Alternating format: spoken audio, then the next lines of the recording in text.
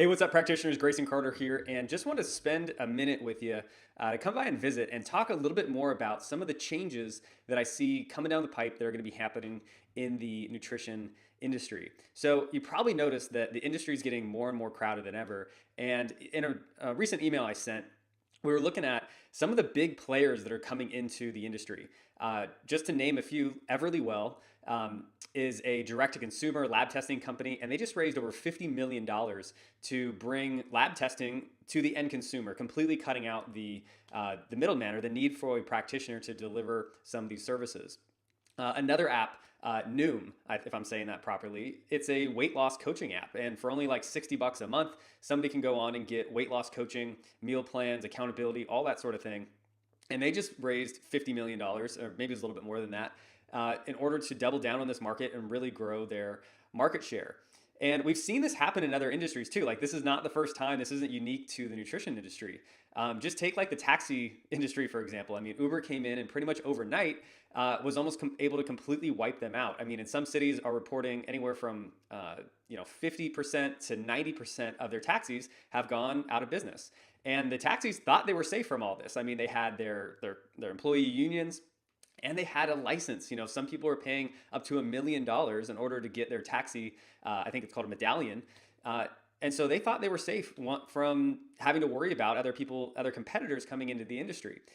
And Uber and Lyft pretty much showed us that that is not the case. Hiding behind their license just wasn't good enough to keep them from completely being put out of business.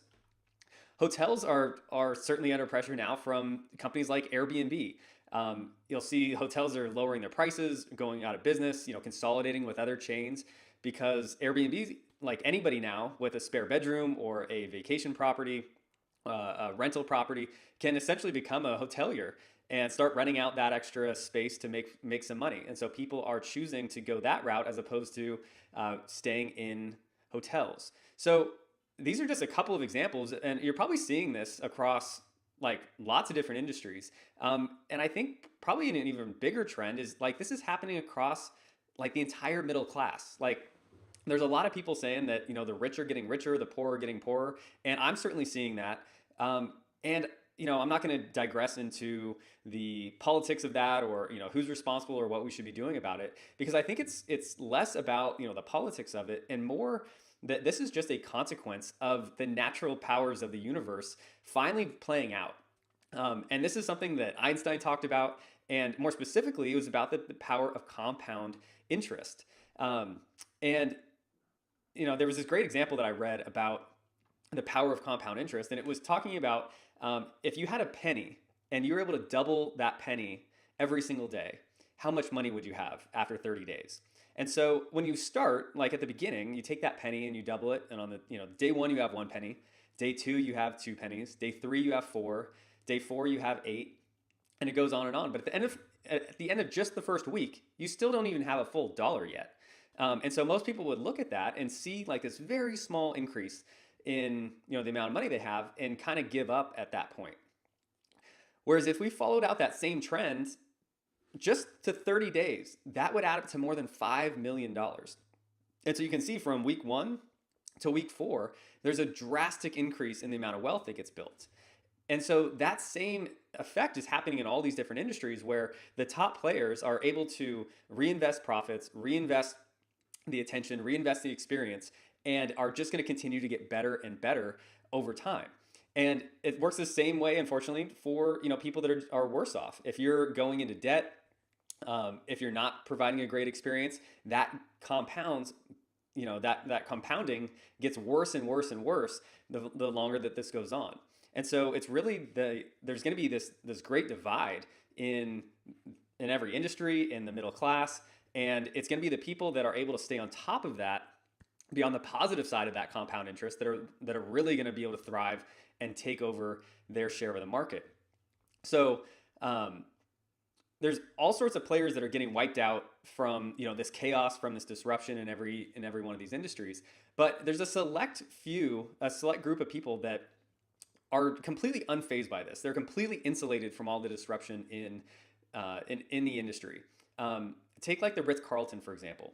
Do you think that somebody that's staying at the Ritz-Carlton really cares about somebody offering up their hotel room or their spare bedroom on Airbnb, they probably don't even know that it's happening because somebody that's staying at the Ritz Carlton doesn't want to stay in somebody's spare bedroom in their apartment in order to save a couple bucks. The person staying at the Ritz Carlton cares about the experience and the quality of service that they're getting more than just the price. And so, I mean, just look at like there's a Whole Foods in our area, and you can go buy a cup of juice for like $8.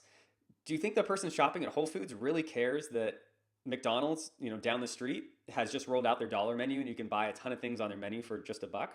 No, the person that's spending $8 on a cup of juice at Whole Foods is a completely different type of buyer, a completely different type of person. And so Whole Foods, even though McDonald's can continue to drop their prices and drop their prices and drop their prices, they're not in competition with one another. So you probably noticed that in industries where people are competing on price, the low end of the market always ends up getting gobbled up by these big conglomerates. I mean, there's just no way for the little guy to do enough volume to compete on price. And it's going to continue to happen that way, that people that want to base their service on competing on price are just going to be outdone by the people that have more resources, venture capital, that are willing to do that sort of volume and forego the profits for years and years and years while they get established in the market. So what I want to talk to you, or what I'm going to be talking to you about, is how do we insulate ourselves from what's happening in the nutrition industry? How are we going to insulate ourselves from this direct-to-consumer boom that's going to be happening? How do we insulate ourselves from the $60 a month app that people can just have access to on their phone? How can we set ourselves apart from that so that we're not competing with those same sort of people? So I want you to think like, if you were to go buy a car, where do you think you would haggle more? If you were buying a Kia, would you haggle more than if you were buying a Ferrari? I sure think so.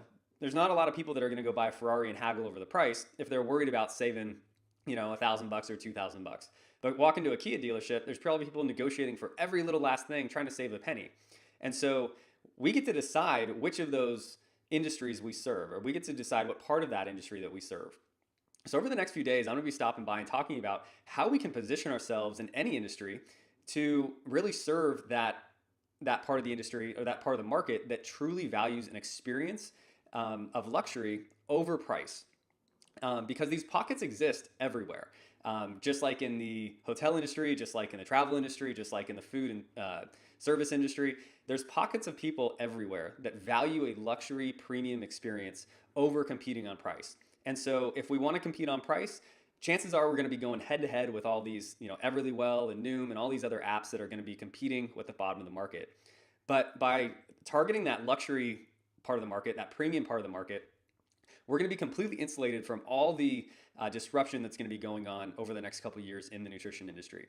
So I just kind of want to put that out there and have you thinking about how can we position ourselves as that premium experience, as that luxury experience, so that we're not going head to head with all this disruption that's going to be coming down the pipe. So that's all for now. A little food for thought. I'm going to be stopping by over the next couple of days to talk more about this, but I really look forward to continuing this conversation. We'll talk to you soon.